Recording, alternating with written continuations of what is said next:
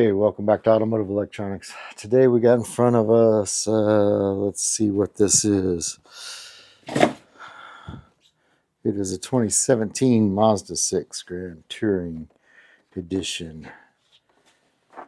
Alright, so I started taking this thing apart and I thought, well, it's not a lot of content on this one online, so might as well put forth some content, right? So anyway, were these the needles? No, these were the needles. No, these are the needles that were on it. Yeah. Okay, so I'm going to get it back the way it was when it came in. Basically, okay. So all I've done so far is take a couple of screws out of the back. Was here and here, and then was able to get the back freed up. And then I'm going to need to get this out, so we're going to take the needles off, which it has the typical stops. You can feel the stops, okay? You want to rotate against those stops and pull up, and your needles will come off. Now we've got to get down to those screws, so let's see if we can get these rings off the faceplate. There's one.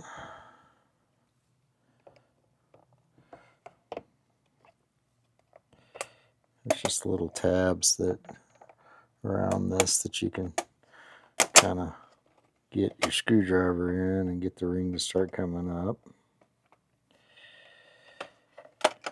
And it wants to stick over here, of course. It's sticking pretty good. Don't want to mess this faceplate up.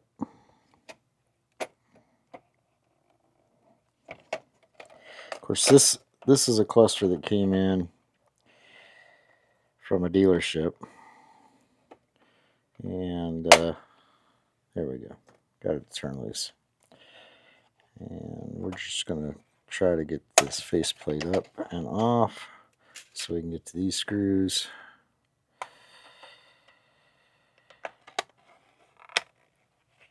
So there are many dealerships around that will send me old cluster and a new cluster.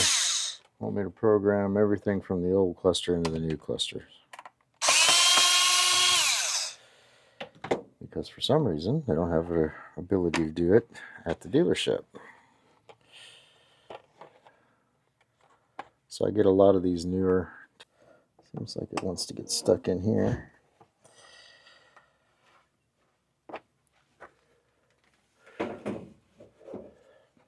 Thank you.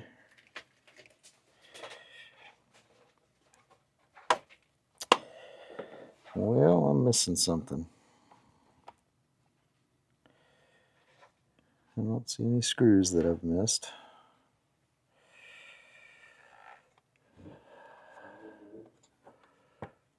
It kind of halfway wants to turn loose. It turns loose at the top pretty easy, but the bottom section is where it's wanting to hang out.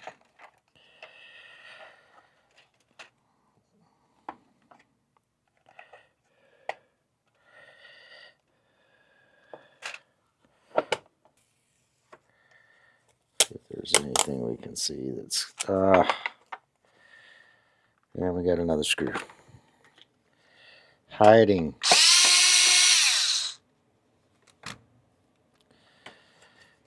And it lets go just like that. Okay.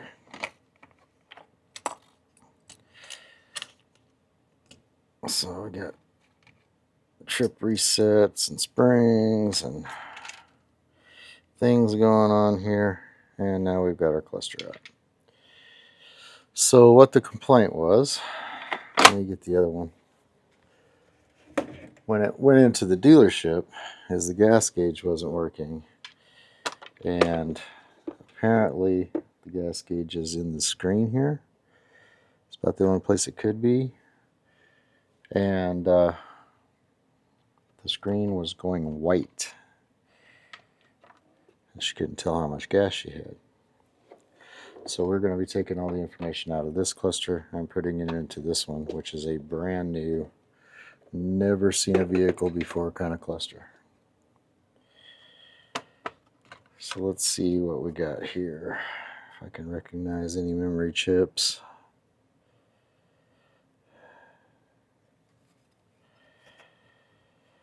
Alright, on the back side, we've got some chips. And let's get over here. See if I can identify any of these with the supervision.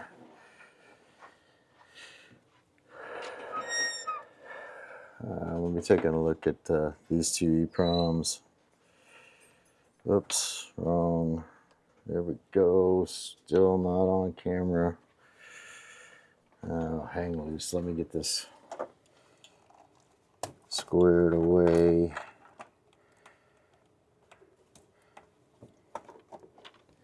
See if we can get that to come up. There we go. Alright, so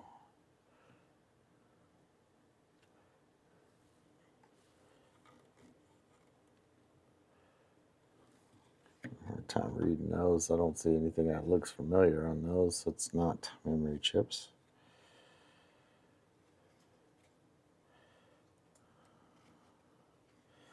Where is another EEPROM?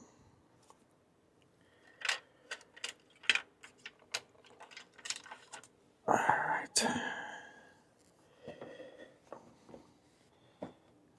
Get my head down here and start looking a little bit closer.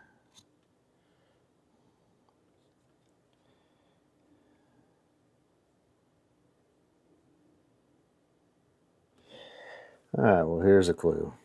MB91F. MB91F is usually an MSOP. We're going to be looking at that little turd right there. Nope. Let's check out this little EEPROM down here.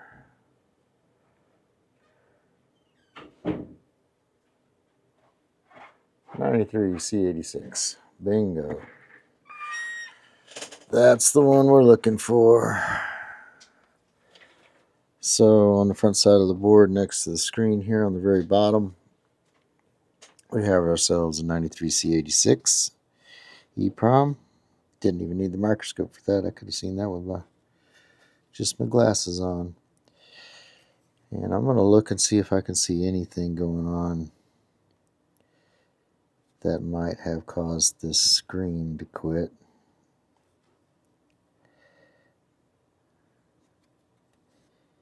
I don't see anything readily. Go back underneath the microscope here and see if we can see anything.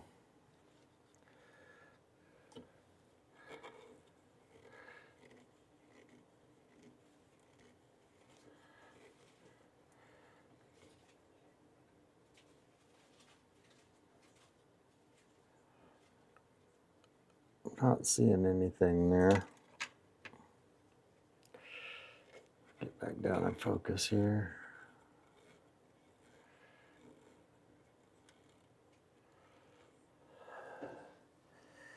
Do a little troubleshooting. Rake my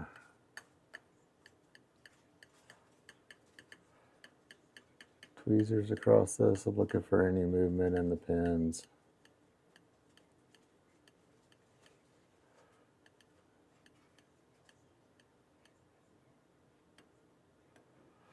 And I don't see any movement in the pins. The connector looks good.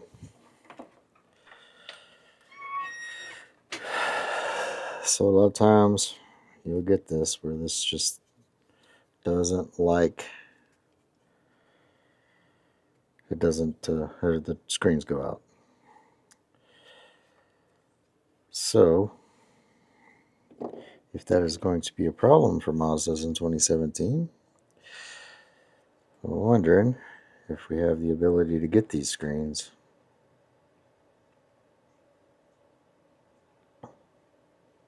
Now, I haven't powered this up or anything. I'm just going to show y'all how the job that I've been assigned from the Mazda dealership is take all this information out and move it over to the other cluster.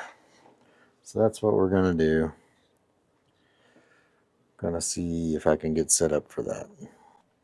So I guess first things first, we are going to have to get the brand new one apart.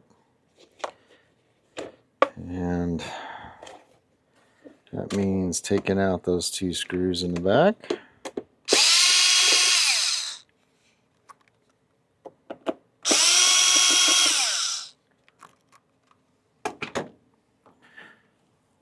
And we will get the back separated.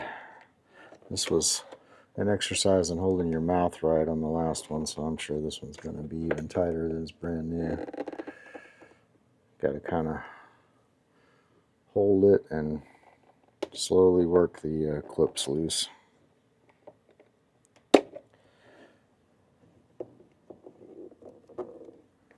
Start getting a little gap here, and you just try to maintain the gap as you work the clips loose.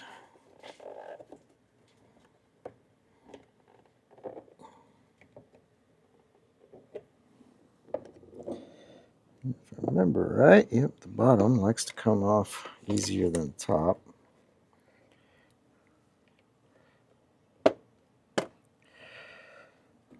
So we'll go with that path of least resistance thing.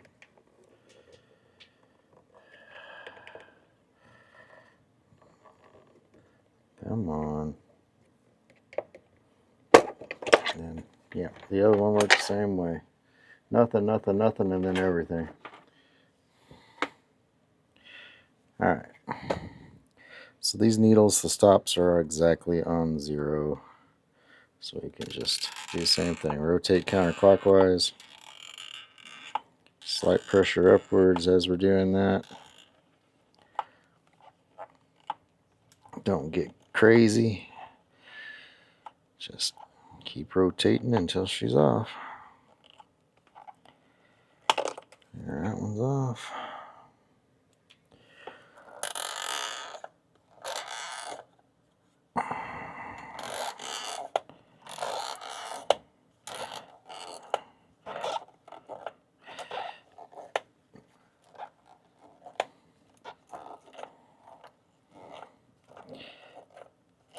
Looked a lot easier on that first one I did, huh? It's because I barely put the needles back on. Alright. So needles are off. Now we gotta attack these rings. Same process. Get your rings removed.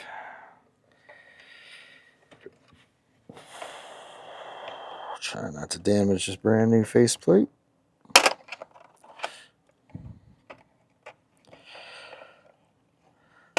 Seems a shame that they can't program these without me taking them apart, but it is what it is. I don't mind making a little money.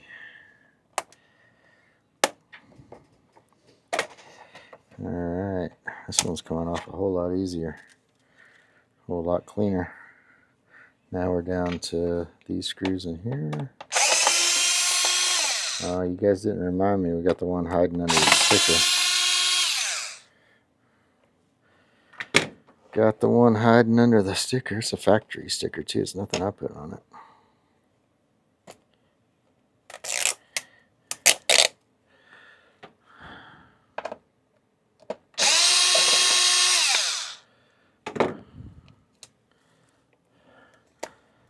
I don't know if that's a little anti-tampering thing or what, but let's get the plastic. Okay, we got that little screen inside there that's not wanting to give up. Come out of its little pegs. Look at that other one, it did have little pegs over there, right?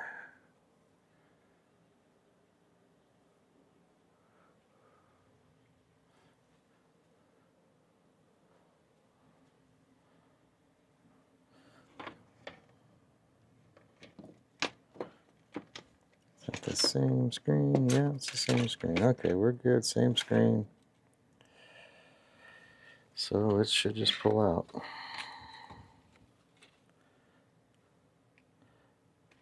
And it does. However, it's worth noting there's a bigger header than there is pins here. So your pins, with everything looking at it from the bottom, your pins go full justified to the left. Alright, that's all we need. That is all we need there. Naturally, I don't have a new, I'm going to mark this one new, just put a big N right here. Actually, I don't have a camera on my other bench where I do my programming, so I don't really show a lot of this kind of work. Let's see what we can do.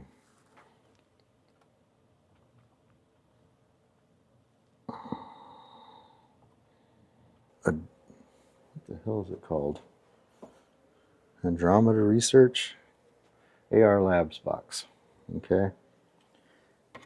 It comes with these cables that we can show y'all. This nice little cable here. This indicates pin 1. And basically these things just clip on. Pretty straightforward stuff.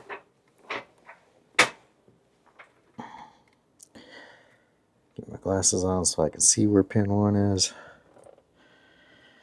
Pin 1 is this way. Alright, we're clipped on. Now we go back to the other bench. Wrong one. 3 maybe? What am I? 1? Okay. There you go. There are 3 sections on this one over here. One for 93 series chips, one for 25 series chips, and one for 24 series chips. We have a 93C86, so we're going to hook the 93 section. And basically that's it. That's all the hookup. Okay? And we're going to go here, and I'm going to show you the software.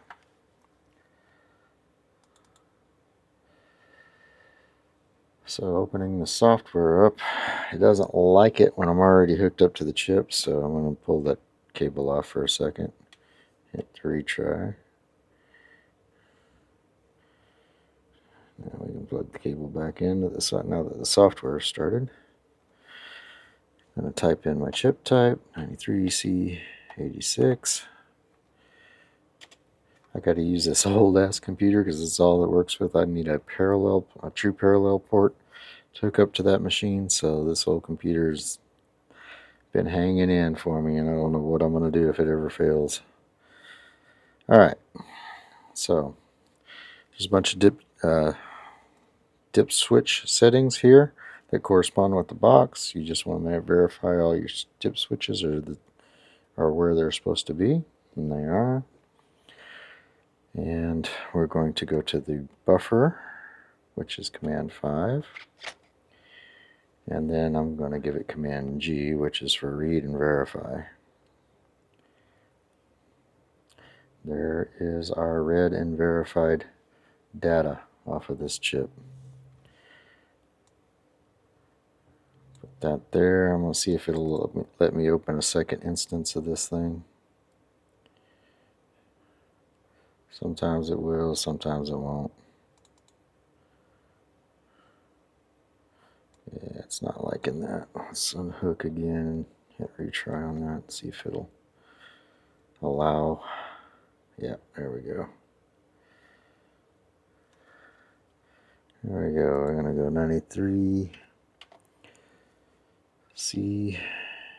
93C86 as the chip type. And find there. I'm going to hook up to the new cluster, just like we had hooked up to the old cluster.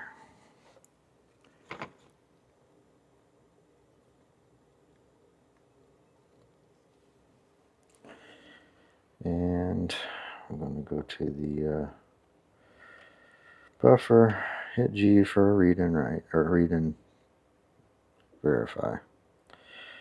As you can see, a brand new cluster does not have near the information in it as an old cluster has. So here's your file comparison right there. All we're going to do is quite simple. Alright, we know we're hooked up good because we read and verified what information is in this thing. And actually, before I lose this, I like to save these. Command A, and this is 17 Mazda. What did I tell you it was? Mazda 6. You guys are supposed to remember that for me. Let me look if I can find my paper. 17 Mazda 6.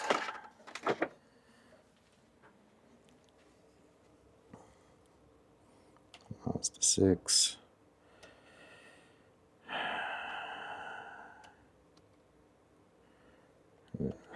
Save buffer range. And this one we're going to save as well. So we're going to escape. Come on. Escape. I'm going to save buffer to the disk file again. A. Call it something different. 17.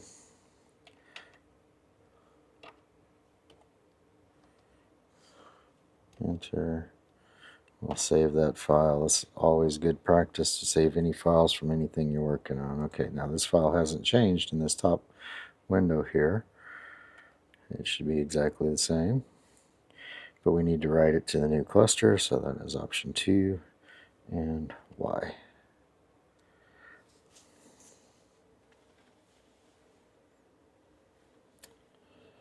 Bada bing, bada boom. We are done, and all we have to do is reassemble. Alright. Get back over on. That is one cloned cluster. So the car is not going to know any difference between the cluster that came out of it and the one that's going back in it. It's an exact copy. Alright. Get this other one back together. I don't know if we learned all that much today, other than, well, we learned I didn't put on the damn camera on the right one. Jesus.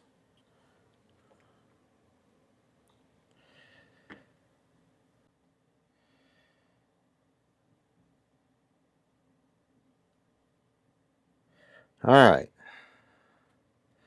I screwed up. I already put the other one back together. Turns out, the brand new one back together. It turns out I didn't need to do that. All I had, I didn't have the right camera on. Fancy switchboard. What a screw up. Anyway, so the new one's already back together. Blah, blah, blah. Sorry about that. We were very careful not to screw that up or get any fingerprints on it, but I'll just show you. I got to put the old one back together anyway. We'll show you on this one how it goes back together. Alright, so that's, well, first we have to line these pins up.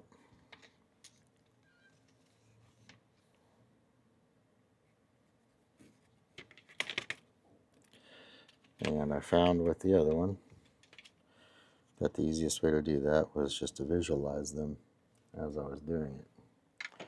Just visualizing means I have to be able to see.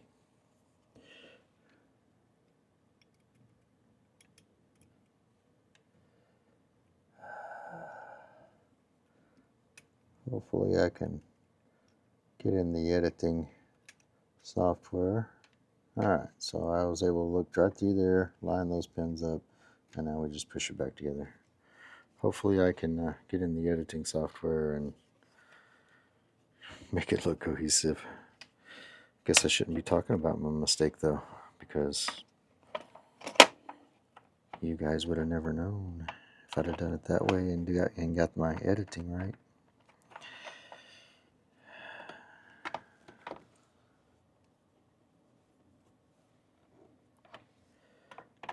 I don't feel like this is working the way it should.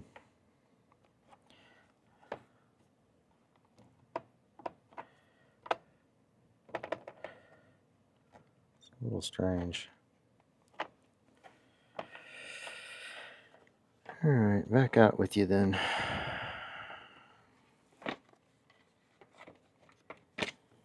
Aren't you working right?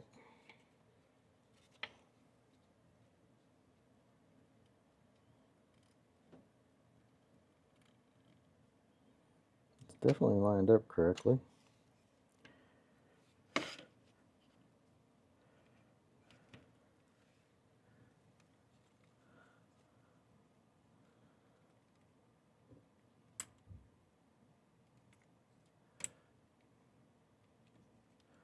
Oh, I think I figured it out. Maybe. Maybe not.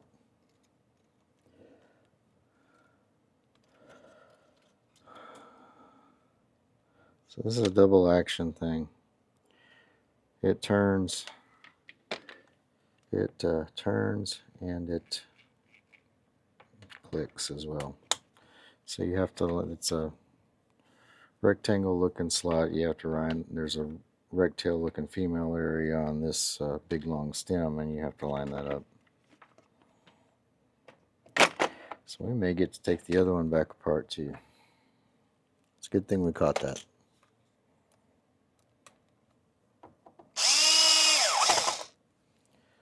Get our screws back in.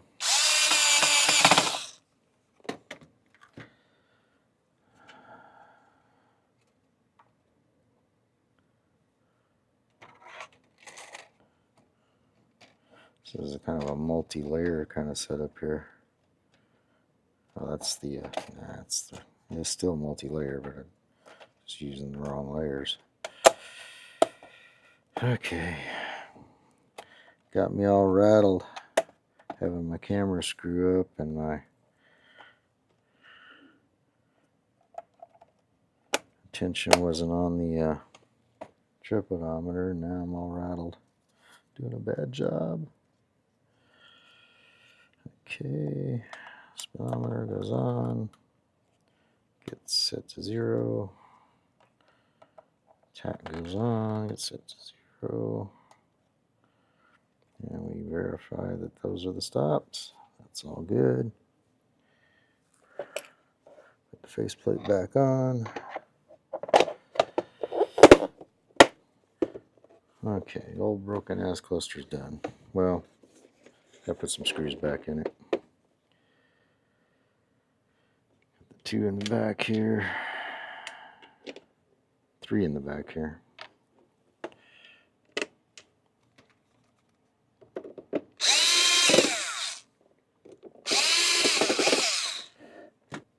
Forget about the super secret screw here. Now, underneath here, these pads, this is typically the way Nissan and Toyota works, is these will correspond to that EEPROM. And you can map those out without even taking the cluster apart and access that EEPROM. It looks like it even has a header there to access those as well.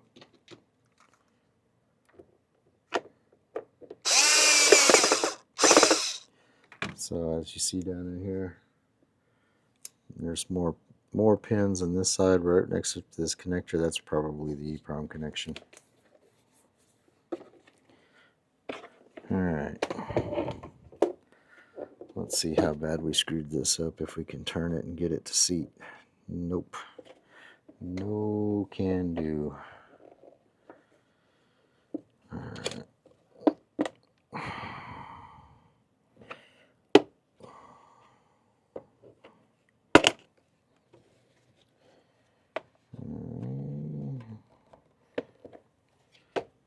Just comes apart the second time a little bit easier than the first time.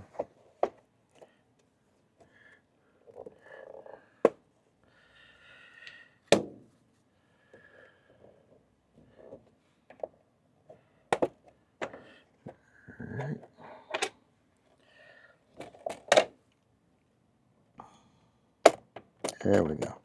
Got that to line up now, so now it's doing this rotation thing like it's supposed to, and it's clickable. There you go. We're done. Old and new.